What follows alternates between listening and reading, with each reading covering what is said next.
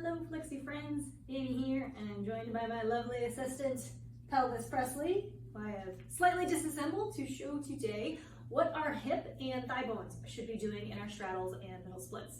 Today we're going to be talking about proper position of our various body parts, why you might occasionally feel some pinching in the outside of your hips when you're doing straddles and middle splits, and how to avoid that. Because generally that's an indication that we are hitting bone on bone, which is not a productive sensation to push through.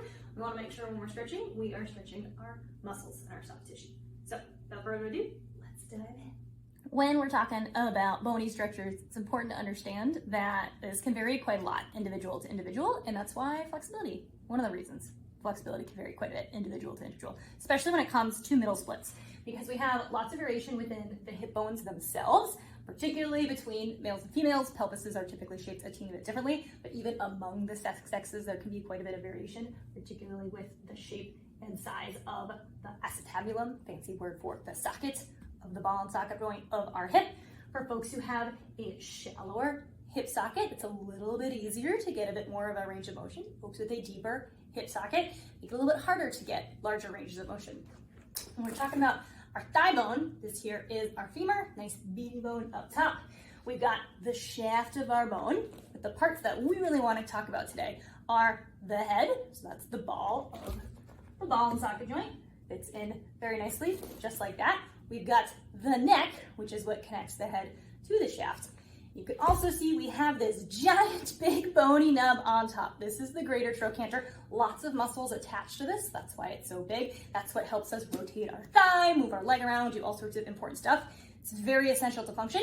This is one of the big parts that ends up sometimes knocking on the bones in our hip joint, which can limit our range of motion if we don't have it in that optimal position. How this actually is shaped can vary person to person. Some people have slightly longer necks or slightly shorter necks in their thigh bones.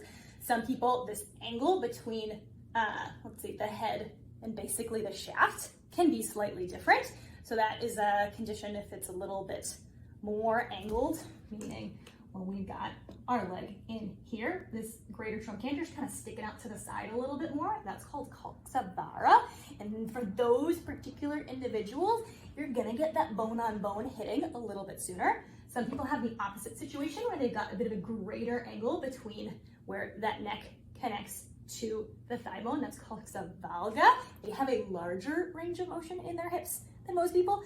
Lots of people are between those two extremes. So all that to say, there's a lot of variability, so play with this in your body. See how it's feeling. We're going to start talking about abduction of our leg, being able to open our leg out to the side, which is one of the parts that we need to be happening when we're doing straddles and middle splits. So when I've got my leg all set up, we'll notice that the front of our thigh bone here, I've drawn a black line on it so we can see where that's facing. If I keep my thigh bone, my knee, and my toes pointing forwards, as I take this leg out to the side, you're going to notice that there's a point that I get to where the bony part of the top of our femur, our thigh bone, this is the greater trochanter, contacts the bones of our hip bone. So we've got bone hitting on bone. No matter how much I pull, this leg is going nowhere. That is the hard stuff of what is happening in our body. You can try that in your own body, keeping your hips level, keeping your thigh and knee pointing forwards. Seeing how far out to the side can we lift that leg. This is as far as my leg goes. If this leg lifts higher, my whole pelvis starts to tilt to the side because the bones are pushing on bones. There is no way to get around that. So what we do when we're doing straddle and middle splits, we are both abducting, opening that leg out to the side, as well as externally rotating our thigh bone. And that's what gives us a little more range of motion. So what that looks like, so if we're starting with our thigh pointing forwards, to externally rotate, we're gonna rotate that thigh bone towards the outside. For those of you who dance, this is our turnout position. So we're gonna rotate that thigh to the outside. As we're lifting that leg up, what that does is it moves that bony nub more towards the back side of our hip bones. There's a lot more space there for this leg to keep lifting and opening before bone hits bone. What that looks like in my body, this is as far as I can kick my leg out with my thigh and my knees pointing forwards. When I rotate that thigh towards the ceiling, I can kick that leg way higher. How this impacts our straddles and our middle splits is we want to make sure our legs are at least in neutral or in externally rotated position when it is flexed like this. So I want my thigh bone to either be pointing towards the ceiling or a teeny bit rotated backwards. So if my friend here's hips are pointing forwards, this could be him sitting in a straddle. The more we can rotate those thighs backwards a teeny bit in most people's bodies, that's gonna give the neck of the femur and that top, the greater trochanter, a little bit more room to move without bonking into the bones of your hip joint. When we see this start to get a little bit funky is when people's thighs start to cave in a little bit, especially as you're starting to lean forwards into a forward fold. That's gonna bring that big nubby spot into contact with your hip bone. You're gonna feel some pinching, and there's nothing that you can do to stretch out that. If your bone is crunching on bone, you're not gonna be able to stretch through that. We need to adjust our bones, make space for us to stretch. That way you're working on your muscles, not just grinding your bones. Let's take a look at what that looks like from another angle. So what we're seeing right now is the back side of pelvis. So these are the hip bones. This is what it looks like from the front, but I'm showing you the back because we've got a little bit more room to see what's happening with where the femur bone is connecting with the hip bone. So normally we've got the head of the femur nestled into the socket of the hip joint. First motion we looked at was when that leg comes directly to the outside. You can see this is as far as that leg gets before we got that bone on bone crunching. We can't pull this leg up any higher, but if we rotate our thigh bone towards the ceiling, we can lift that leg way higher. So this is what happens when our knees and our thighs face the ceiling in our straddle. If we want to forward fold in our straddle or pull our legs wider, we need to make sure that that thigh bone is still facing the ceiling relative to our pelvis. This is our external hip rotation.